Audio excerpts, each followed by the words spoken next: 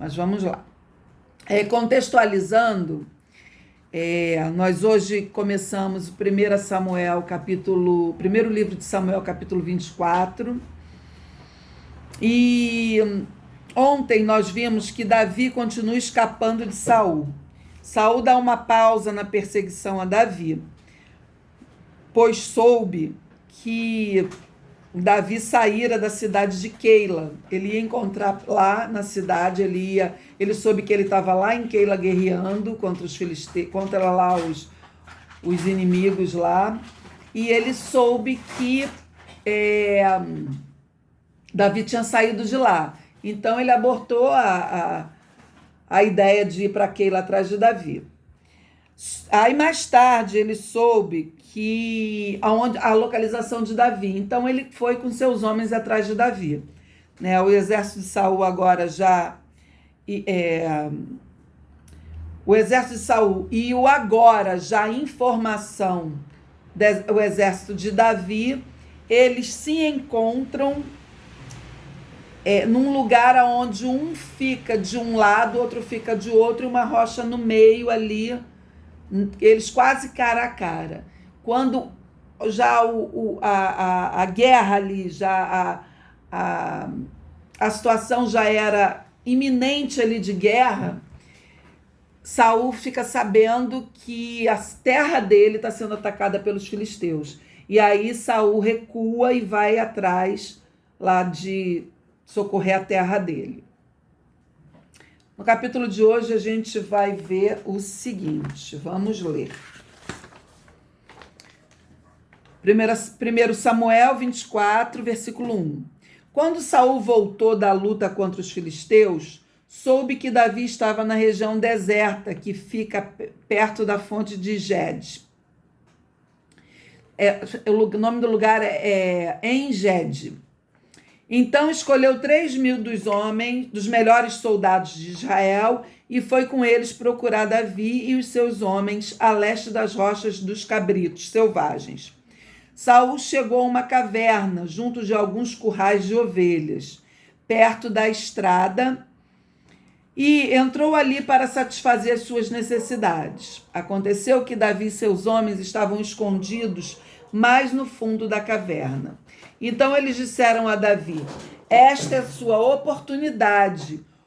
O Senhor Deus disse que lhe entregaria o seu inimigo, que você poderia fazer com ele o que quisesse. Então Davi se arrastou de mansinho até onde estava Saul e cortou um pedaço da capa dele, sem que ele percebesse. Mas aí a consciência de Davi começou a doer, porque ele havia cortado um pedaço da roupa de Saul. Então disse aos seus homens: o Senhor Deus me livre de fazer algum mal ao meu senhor, que ele escolheu como rei. Eu não devo atacá-lo de jeito nenhum, porque ele é o rei escolhido pelo Senhor. Assim Davi convenceu os seus homens de que eles não deviam atacar Saul. Então Saul levantou-se, saiu da caverna e seguiu o seu caminho. Davi saiu atrás dele e gritou: Rei Saul!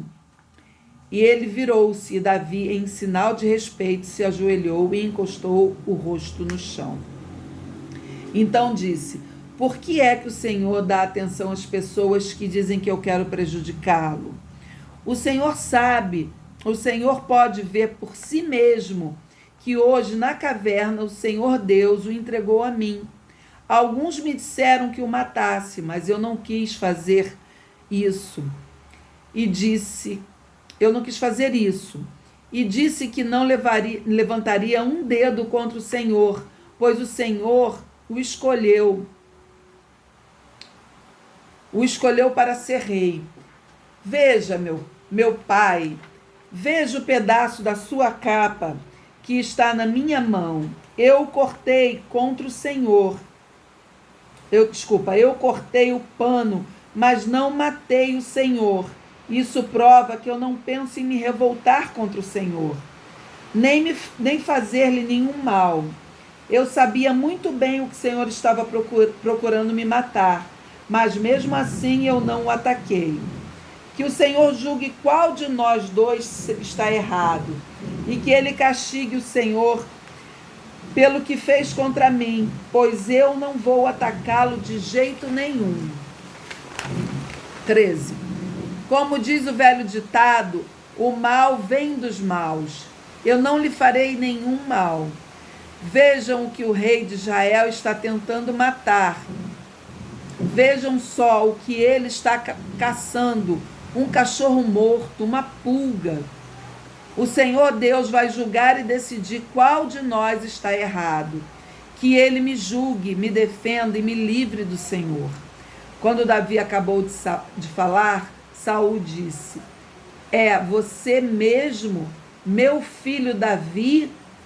E Saul começou a chorar. Então disse Davi: você está certo. Então disse a Davi: você está certo e eu estou errado. Você tem sido muito bom para mim, enquanto eu lhe tenho feito muito mal. Hoje você mostrou o quanto é bom para mim, pois não me matou, embora o Senhor me tivesse entregado a você. Será que alguém, depois de pegar o seu inimigo, o deixa ir embora, são e salvo? Que o Senhor o abençoe pelo que fez por mim hoje. Agora estou certo de que você será rei de Israel e de que durante o seu governo o reino continuará firme. Mas juro em nome do Senhor que você não acabará com os meus descendentes, e assim o meu nome e o nome da minha família não serão esquecidos. E Davi jurou. Então Saul foi para casa e Davi e os seus homens voltaram para a fortaleza. O que a gente vê aqui é que Saul continua perseguindo Davi. Saul entra na caverna para fazer o número 2, né? E provavelmente, para não sujar o manto, ele tira o manto do corpo. E ali, Davi sorrateiramente corta um pedacinho do pano. Em Engedi, na região que eles estão, essa caverna que eles estão, é uma região lá de Engedi, é uma região com muitas cavernas. Inclusive foi lá, nas cavernas de Qumran, onde foram encontrados os manuscritos do Mar Morto. Foi lá nessa região cheia de cavernas. São incontáveis cavernas e Saul resolve se aliviar, né, exatamente onde Davi se escondia dele. Isso não pode ter sido outra coisa senão a mão de Deus entregando Saul a Davi, né? Talvez ele quisesse que Davi fosse testado ali na sua consciência, no seu caráter, né? Para saber como ele sairia com relação à autoridade e submissão. Porque Saul ainda é rei dele. Saul ainda é subordinado, subalterno a Saul. Embora ele fosse já o rei ungido, ele ainda não era o rei de fato. Talvez Deus quisesse ali testar Davi sobre autoridade e submissão, sobre domínio próprio. E ele se saiu muito bem. Davi era um homem segundo o coração de Deus. Esse era o título de Davi, um homem segundo o coração de Deus. Mesmo tendo a oportunidade, ele não se deixou levar e poupou Saul. Mesmo sendo traído, perseguido, Davi ainda se sente mal, e ao cortar o manto, né, a capa de Saul, ele se sente mal, porque o manto era simbólico é simbólico para os reis, né? E cortar esse manto, esse pano, simbolicamente significa ter cortado o reino de Saul. Mais uma vez, ele humilhou Saul sem fazer nenhum mal a ele. Davi diz aos seus homens que o Senhor o livre de fazer algum mal ao ungido do Senhor Deus. Isso é caráter. Isso é submissão a uma autoridade constituída. Davi respeitava Saul como seu rei e como ungido de Deus. Davi se colocou diante de Saul e mostra a Saul que ele teve a oportunidade perfeita de matar Saul. Mas ele se manteve fiel a Deus, ao próprio Saul e a si mesmo. Interessante isso, ele se mostra fiel ao seu próprio caráter. Pois, ao citar o provérbio de pessoas perversas vêm atos perversos, ele demonstra que o seu coração é bondoso e fiel, que ele não é mau como Saul, provando ao próprio Saul que ele não tem nenhum interesse em o trair e fazer mal a ele. Bom, o que são as lições dessa lição? Minhas amadas, algumas de vocês, eu me coloco aí junto, né? Estamos passando ou passamos em algum momento da vida por alguma situação desconfortável com alguém. Pode ser algum familiar, alguém no trabalho, conhecido, amigo, alguém da igreja, algum líder nosso da igreja, do trabalho, ou até com o nosso cônjuge, com o filho, com o irmão, com algum familiar, com alguém na vida.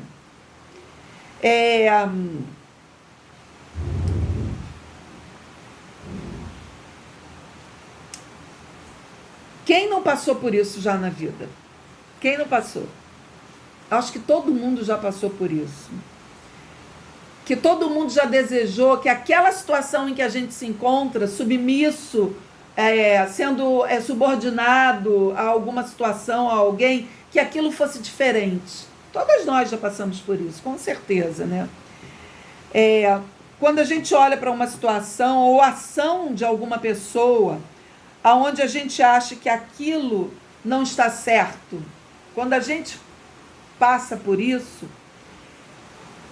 e outras pessoas até que nos aconselham que a gente é melhor do que aquela situação, tem um líder fazendo alguma bobagem e a gente sabe que a gente ali naquele lugar faria coisa melhor. A gente fica irritado com isso, porque no nosso coração a gente entende que a nossa competência ou o nosso desempenho seria melhor aproveitado se a gente estivesse naquele lugar do que o outro está, né? Assim como os servos de Davi, que o aconselharam e que dizem, né, que a vontade de Deus é que ele mate Saul, mas Davi entende que não cabia a ele fazer justiça a Saul, que não era da vontade de Deus que aquilo fosse feito. Se nós estivermos descontentes com líderes, com pessoas, devemos ter, com pastores até, devemos ter muita cautela, para que a gente não fira o princípio de autoridade e submissão. Porque pessoas não ocupam lugares em nossas vidas à toa, por coincidência. Precisamos aprender com Davi, que foi fiel à sua consciência e não tornou-se um criminoso. Quem somos nós para sermos contra o ungido do Senhor? No caso da igreja. Quem somos nós, no caso da liderança pastoral, né? Quem somos nós para... Qual legalidade a gente tem para atacarmos com insubordinação a quaisquer lideranças constituídas em nossas vidas? Quem somos nós para atacarmos com o intuito de prejuízo a quaisquer filhos de Deus? Amadas, Deus não perdeu as nossas vidas de vista, de controle. Que nossos corações sejam corações de servos. É melhor servir do que ser servido, sabe? Quantas vezes, ao passar por certas tribulações, nós atacamos e esquecemos que o amor constrange. Quantas vezes a gente faz isso? A gente esquece que o amor constrange. Em casa mesmo, com os nossos cônjuges, quantas vezes não aceitamos algo que ele faz ou algo que não está conforme nós queremos que esteja? E pronto, a guerra se instala e dá ruim, dá ruim. Gente, a família é uma instituição que precisa ter um organograma definitivo e bem definido, sabe? Na Bíblia aprendemos que o marido é o cabeça da família. Sim, porque se neste corpo familiar tiverem duas cabeças, vira aberração, concordam? É aberração terem duas cabeças num único corpo, né? A mulher é a auxiliadora idônea, a conselheira fiel.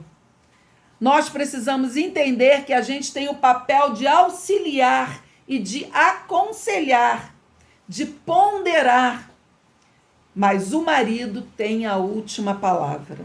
Isso é incontestável.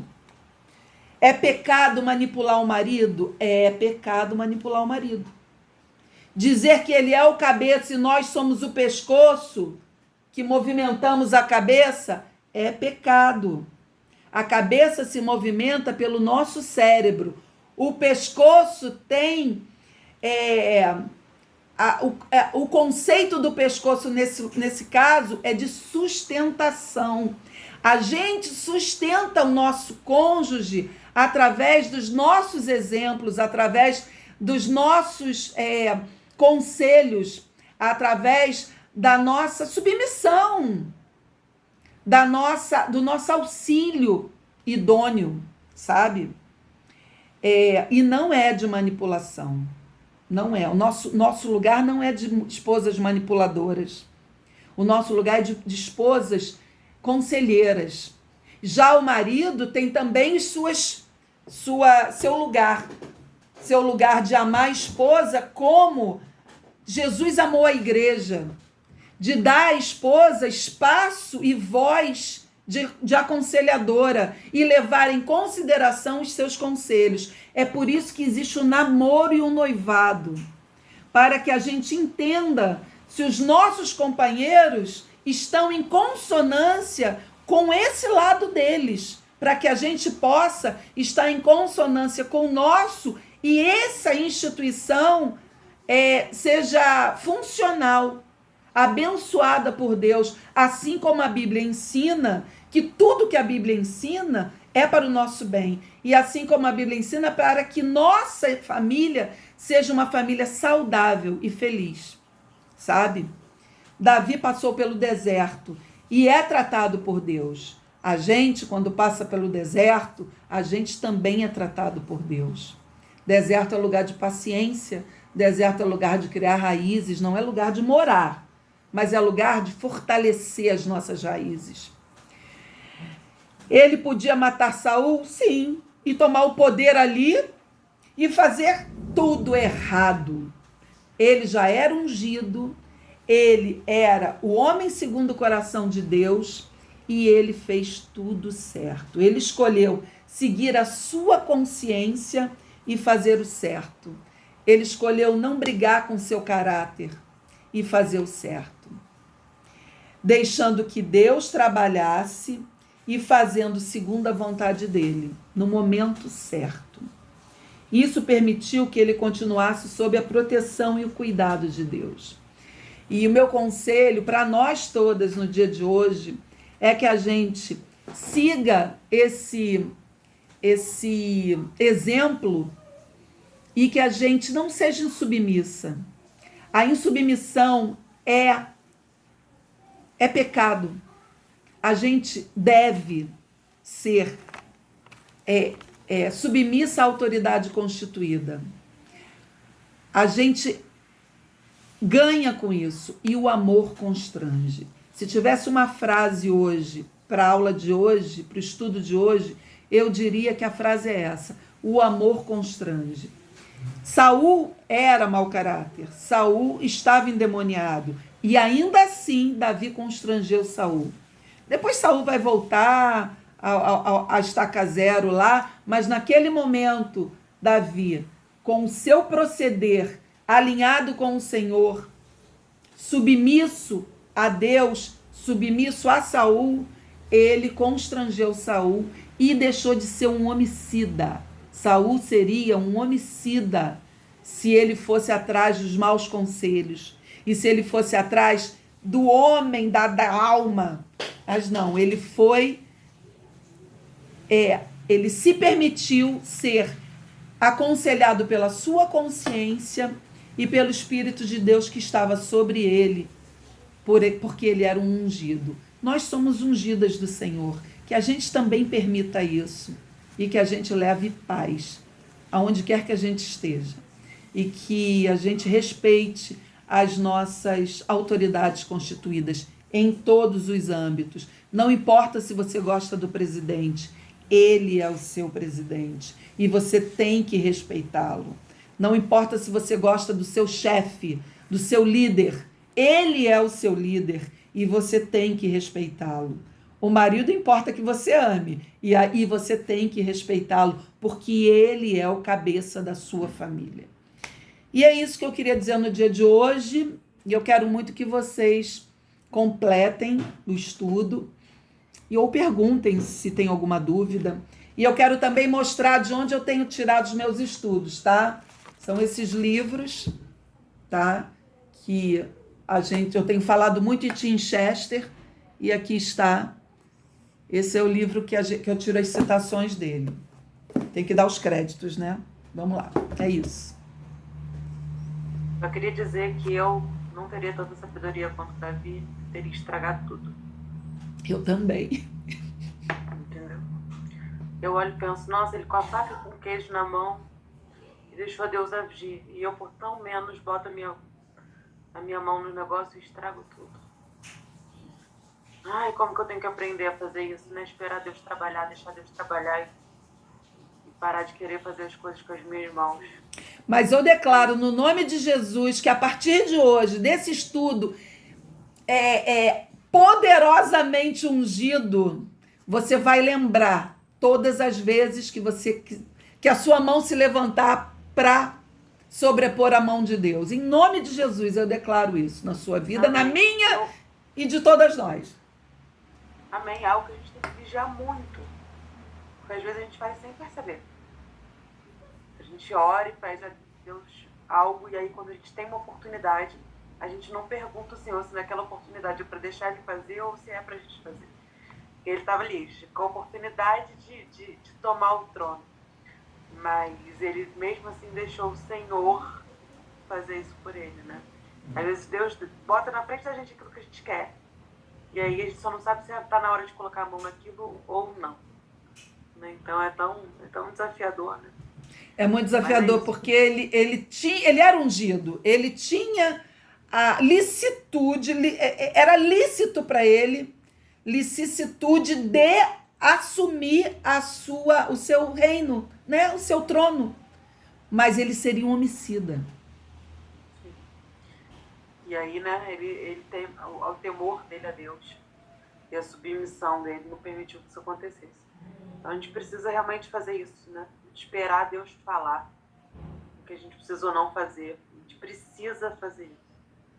Não achar que é tipo assim, a oportunidade está na minha frente. Foi Deus que colocou. Ele podia falar assim, olha, Deus colocou ele aqui para eu cortar, para eu acabar, para eu matar ele e assumir o reino. Ele ainda podia dar um testemunho. Né? Talvez eu fizesse isso. Quando, na verdade, o testemunho era o inverso. O testemunho era de que o amor constrange. Ele se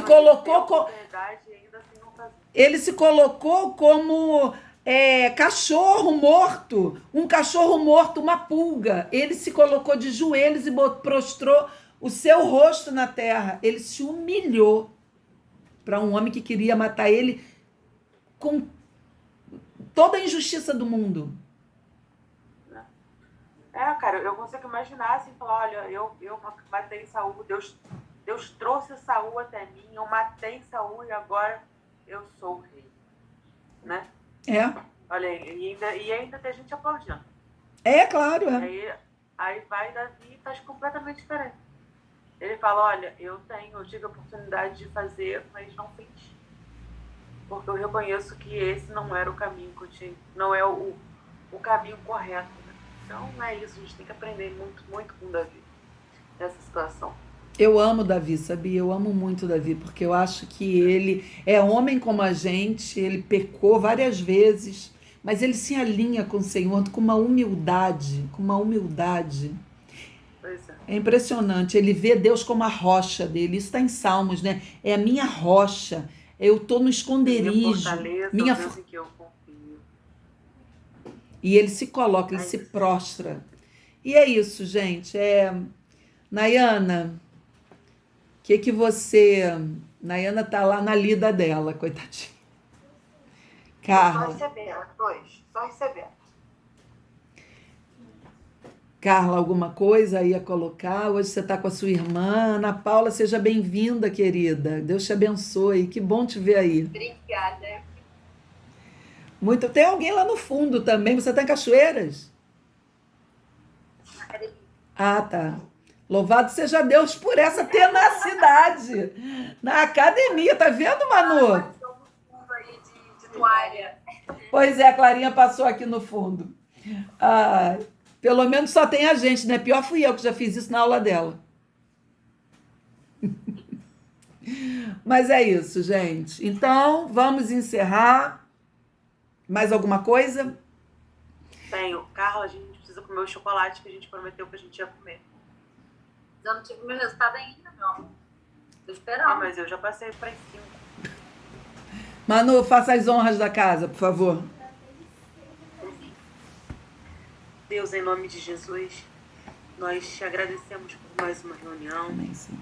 Te agradecemos pela sua palavra, Deus, que é viva e eficaz. Pedimos, ó Pai, que esse texto venha ser, Deus, respaldo para as nossas vidas.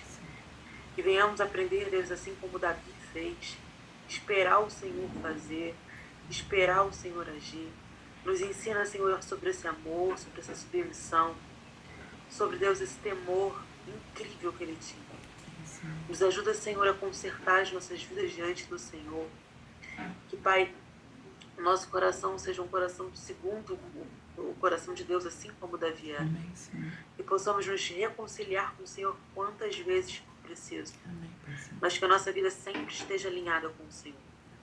Peço sua proteção, Senhor, nesse momento sobre as nossas vidas, a sua cobertura espiritual. Acampa os seus anjos ao nosso redor.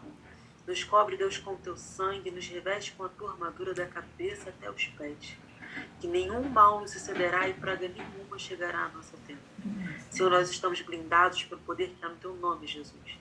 Porque tu és o nosso Deus, o nosso refúgio, a nossa fortaleza, o Deus em quem nós confiamos. Amém, Pai. Nós te agradecemos por tudo que o Senhor tem feito em nossas vidas. Em nome de Jesus. Amém. Amém. Louvado seja o nome do Senhor. Parabéns.